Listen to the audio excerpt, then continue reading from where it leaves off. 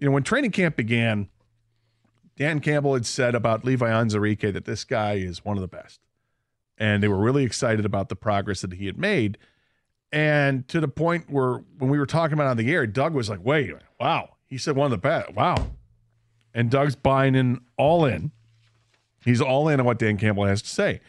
And it's hard not to be, right? Because Dan Campbell's been very upfront, honest. He's called out players when it's necessary to try to motivate them. He's given praise to players when they're deserving of it.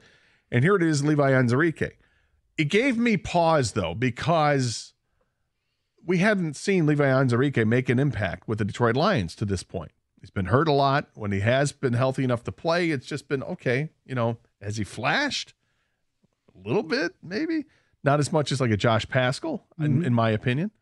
So when I hear that a few weeks ago that he was very excited about Levi Onwuzurike and saying he's one of the best, I'm still a little skeptical. But today, he kind of doubled down on it.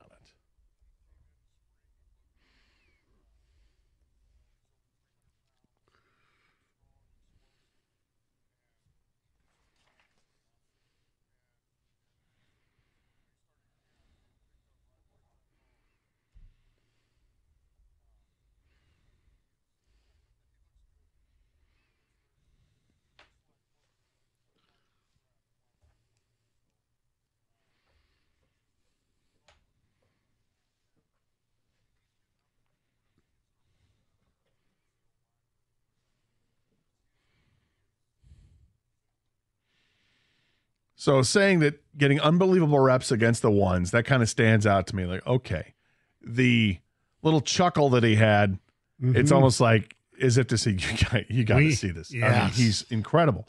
So have I moved off my stance where I got to see it to believe it? Maybe a little bit. And Kang, I know that you're kind of in the same boat as me, but maybe you've moved more than I have. But I have moved a little bit towards getting more to the my 51 of absolutely positively believing Dan Campbell in this. Yeah, not only will Dan Campbell not stop, praising Levi, but it's break down exactly what he said there, and I'm with you.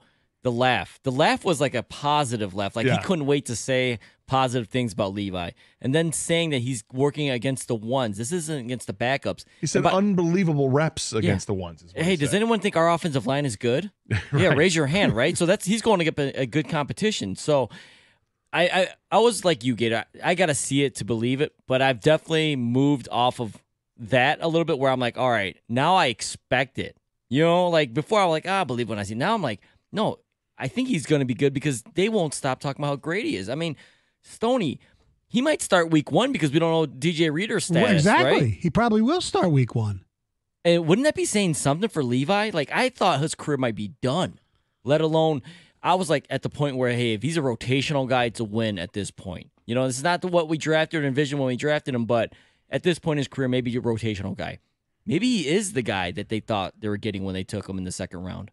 I mean, who else are you going to start besides him? Pecco? I don't think. I mean, he's fine, but yeah, Pecco or Broderick Martin, or Mekhi Wingo. But look who they held out. Okay, look, they didn't play last week. Right, they didn't play McNeil. They didn't play Onwuzurike. Pecco didn't play last week, did he? I don't think so. Martin did. Martin did. Okay, and Martin and Wingo did. And Wingo did as well. And Wingo's a rookie, and you expected that he was going to get some time, and he did. But this week, it seems like a couple defensive players and defensive linemen could get some plays, and if I imagine they get starting plays. So, is this where we see Onwuzurike play? Might. Yeah. Are the two players he's talking about? Is he talking about Onwuzurike and McNeil? Well, we haven't seen Ali McNeil at camp in a while. Right. And the reason that you don't want to play Onwuzurike is because of a Reader. I mean, if Onwuzurike goes down, then two of your arguably top 3 defensive linemen are hurt.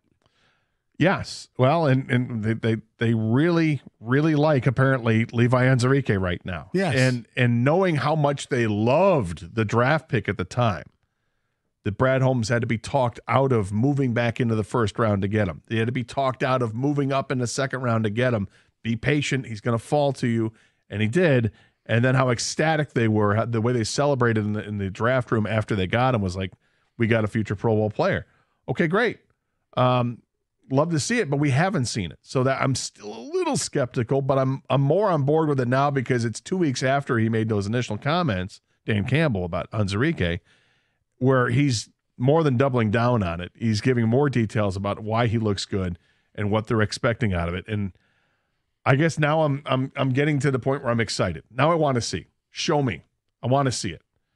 And as a Lions fan, I mean, this is a good area to be in, right? Yes. Because this was a definite an area of need in the middle of the defensive line.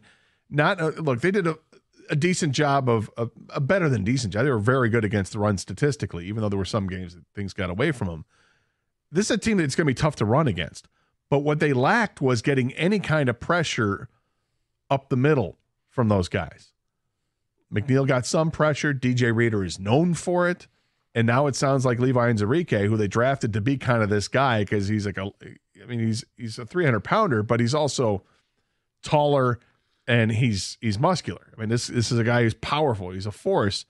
That this is part of his game that we saw in college at Washington. He got pressure. He was a game wrecker in the middle of that defense. You had the game plan against him, and he won. So I'm very encouraged by this. But you're totally on? Oh, yeah, okay. absolutely. You're all in. And I believe what Dan Campbell said. The only question with Onwuzurike, I believe, is going to be his health because of his injury history.